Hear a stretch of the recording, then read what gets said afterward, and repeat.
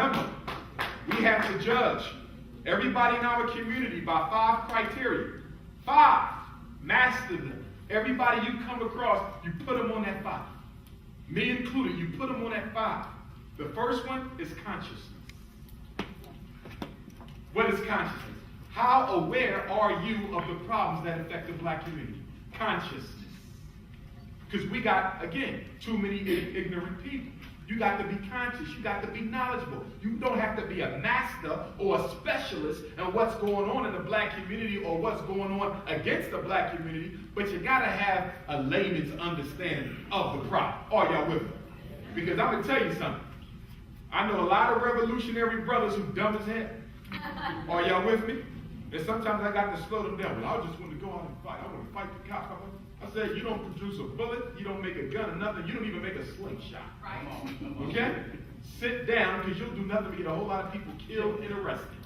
You see that? We need courage, but we need consciousness too. We need intelligent warriors, okay, as opposed to cowardly scholars. Are y'all with me? Now, most of your black scholars are members of the black aristocracy. Did you know that? That's right. The people you pay to run and go see like they, celebrities, and they come to town and charge you $25 to come so you can hear something that they stole from another scholar who's dead now. Okay? That's right. When the last time you seen a black scholar at a rally or at a community group meeting or organization trying to get something done? No, sir. No, sir. There's no scholarship, there's scholar pimp. And we got to separate who's from who. I'm serious, y'all. Dr. Leonard Jeffries, who's a real scholar warrior up in New York, he said the black community suffers from a paralysis of analysis. If you are going to buy anything somebody tells you, then you're a slave to misinformation. And we can't afford to have slaves to misinformation. See, we got to take the hustle out of the struggle. Another thing that's happened in the post-civil rights movement, somebody took culture, put it in a box, and gave it a price tag. They put Egypt, put it in a box, and gave it a price tag. They took black consciousness, put it in a box, and gave it a price tag, and now people selling you your struggle. And you buying it. That's right. That's right. You see, that religious group, very, very key. And they're the most powerful ones. You know why? Because historically in world history, even within African culture, religious leaders have been above the scrutiny of the community. Religious leaders in any culture, in any race, have been above the scrutiny of the community. The problem is we don't have the luxury. We don't have the luxury of allowing them to be above the scrutiny of the community. Every religious leader has to be questioned. These mega church ministers, these mega mosque imams, they have to be questioned. What are you doing with all that money? Do you know that black people put $3 billion into church every week? Nationally, $3 billion. You know what you can do with $3 billion? With $3 billion, you could go from city to city, opening up an independent private school for black boys. That's all you, just that. You can open up one fresh grocer for every black community with $3 million.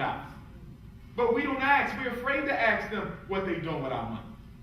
We're afraid to ask Klepto Dollar what he's doing with our money. That's right. We're afraid to go to these people and ask them what they're doing with our money. Listen to me now. If you do not hold people accountable to you, you'll never make any progress. You're the only race on the face of the earth, you're the only population on the face of the earth who doesn't demand accountability from their spokespersons and from their leaders. You can't survive like that. You can't survive like that. The reason why you're not going anywhere is because the black aristocracy puts themselves between you and the power structure. They are the buffer. They stand between you and the power structure. And what is their job? To dissipate your energy. That's right. They earn a living by eating the crumbs that drops from Obama's table. And the only way they're going to be allowed to continue eating those crumbs that drop from Obama's table is to do what? Dissipate your energy. So whenever something goes wrong in the black community and you're ready to organize your passion and mobilize, what do? They come out, stir you up in a good speech, and tell you to go home until the investigation's done. They were sent to do that. They're sent to do that. Right now, the governor of Ohio has a list of black aristocracy members in Columbus who he can call right now to chill the whole community out if something go wrong. Black kid get hurt, miseducation issues, massive unemployment, massive prison. If you decide to organize and mobilize, there's somebody they can call to calm every last one of you down. That's right. Because you believe in a one-man leadership. And you got to stop doing that. Leadership is a collective, and it doesn't stop from the top, it starts from the bottom. One of the things that we have failed to realize is that somebody who don't live in your community, don't eat the way you eat, don't live the way you live, cannot adequately represent you. That's right. You cannot make $350,000 and claim to be in line with people who make 50. I didn't say it make you wrong to have the $350,000. I'm simply saying that you cannot lead a serious movement for change because you belong to the group that you have to fight. Are y'all with me? Yes, sir. You cannot protect the status quo and then claim that you want to change the status quo. But you got to ask those questions. Why is it that the average black leader, the average black scholar, send their kids to white private schools and live in white neighborhoods? You got to ask that question. You got to ask that question. Because in case you haven't learned, it's the average Afrocentric scholar and black leader talks black, lives white, and thinks green. Yeah, right. And you don't say anything about it. No. Education. Education is about to get really bad for our children because in most school districts around the country, and we know there's tens of thousands of them, there's being massive budget cuts. Massive budget cuts. As a result of that, guess what's going to happen to the average class size in this country? Boy, what are you doing? What you mean? I'm chilling. Cool boy chilling.